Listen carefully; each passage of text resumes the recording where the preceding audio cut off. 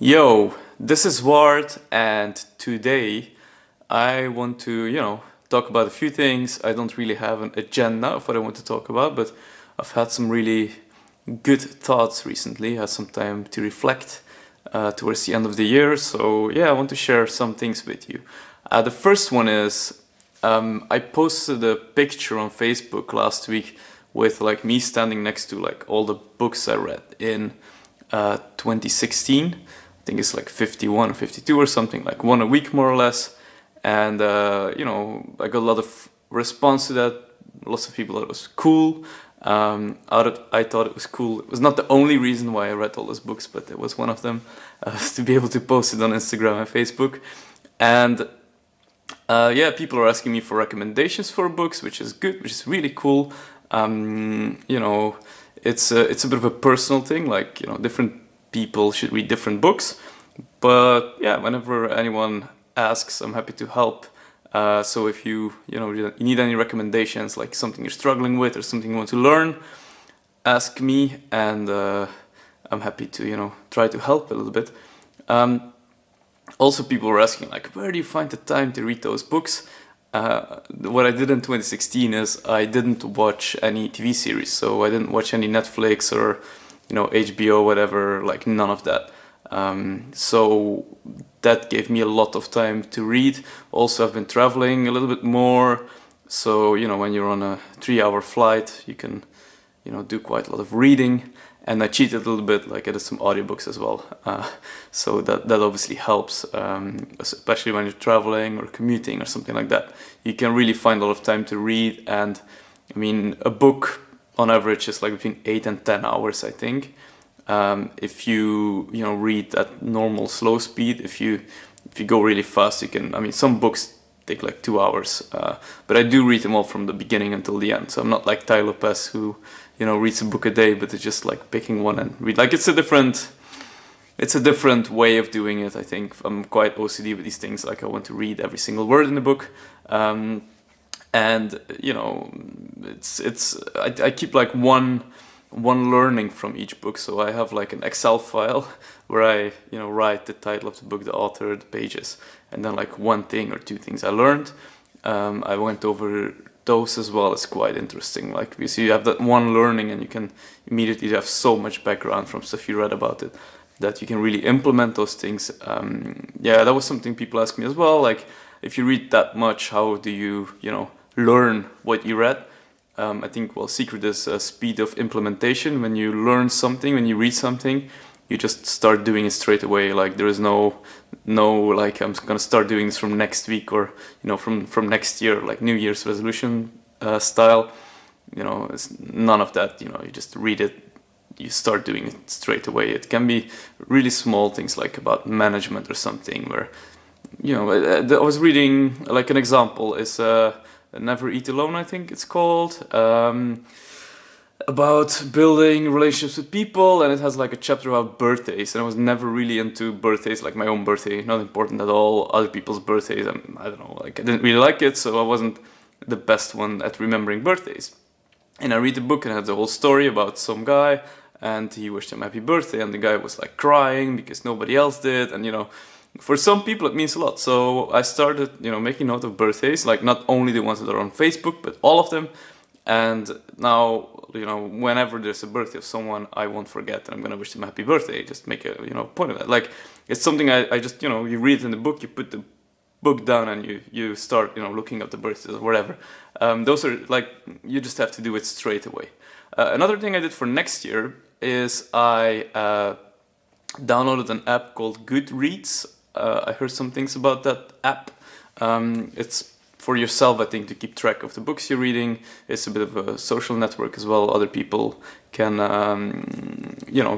have their books on there as well. You can see what your friends are reading, so you can add me there, I guess. I don't know how it works. Or we can become friends or whatever, if you want to know what I'm reading. The only thing I found like weird about this book is like book reviews, right? I'm a bit, nah. Like, if someone spends like a decade or longer researching something, and then they write a book about that, and then you're gonna read the book, and it takes like 0.001% of your life, you know, whatever 10 hours is or 8 hours is in a lifetime. And you know, someone spent like, you know, sometimes a better part of their life or like multiple decades like researching something. And then you're gonna read the book and like, who am I to judge, you know, what the book is like? I think this is it's a bit, I don't know. Whenever I don't really like a book, I usually think like, well, it probably wasn't for me. There are obviously shitty books out there, you know. the It's quite easy to write a book these days. Anyone can do it and publish it. So obviously there are crappy books out there, but I think before I start reading a book, I'm doing like lots of research. Like I probably won't read anything that has less than say 4.5 stars on Amazon, or it has to be recommended by someone I really trust. Like if Seth Godin says read this book, like I'm just gonna read it. I don't care what the ratings say. But you know, that's where I usually get my recommendations from, you know, other people I look up to and I'm following. Sometimes from other books as well. I used to do that quite a lot.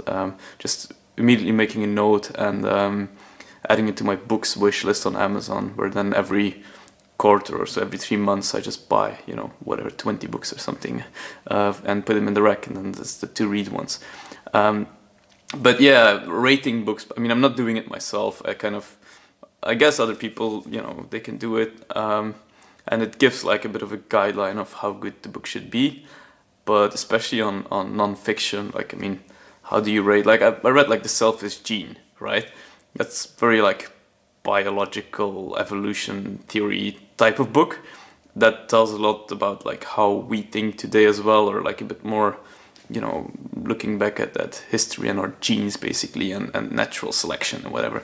And well, for me, probably not the best book I read this year, but I can imagine if someone's really into this kind of stuff, for them it will be the best book they read. So, you know, you see what I mean with this. So, yeah, reading books, if you're not doing it, I mean, I can highly recommend it. It's just, you know, really good. Kind of depends on who you are, what you want to achieve.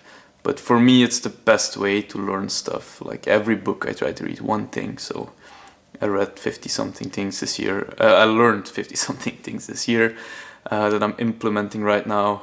Not all books are equal, obviously. Some have like, you know, life-changing effects. One of them was the Primal blueprint that kind of changed the way I see nutrition and health in general. Completely changed my diet from that one. Then yeah, there were some others as well that, you know, did a lot. I'll post a list of the books and the picture, which I think was really cool. Not gonna put it in my Tinder, but it's quite geeky, I think. But let's see what I'm gonna do next year. I don't really have, well, I think one book a week again, probably somewhere there, but I want to be less focused on, you know, the amount, the quantity, more on the quality. And if I read, like, I think I rushed through some books. There are some books I read every year as well. Like, I'll read, like, you know, I'll reread one of Eckhart Tolle next year. There are some other, like, some other books that like changed my life in the past that I might read again. Like, and as you progress in life, you get a different perspective on things, and then you read the same book and it has a completely different meaning to you. Like if you read The Power of Now from Eckhart Tolle for the first time, you've never meditated before, and then you're gonna do meditating for a whole year, like, you know, every day 15 minutes, and then you read the book again, it's gonna have a completely different meaning to you. So some books that are so life-changing that I'm gonna reread them. That's one of them. I think I might reread some others. Maybe Stephen Covey, The 7 Habits. Like I read it, but I was reading it pretty fast, and I was not in the right mindset when I was reading it. So I think that's another one probably that, you know, has changed a lot of people's lives, so to say. So I might do that one again as well. There's a lot of books on my wish list as well. I got some Simon Sinek, I got some Seth Godin, Grant Cardone, the 10x rule. Didn't really know him before. A friend recommended him to me. Super cool guy. I mean, you have to like this type of people and stuff. But yeah, I think that's it about books. Long video again. I think this is more than 10 minutes. The good thing is I don't have to do any editing. I just, you know, start rambling, blah, blah, blah, and then that's gonna be a video.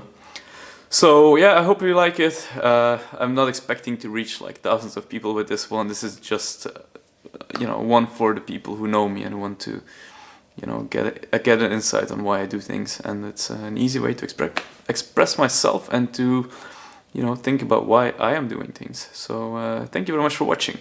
Bye.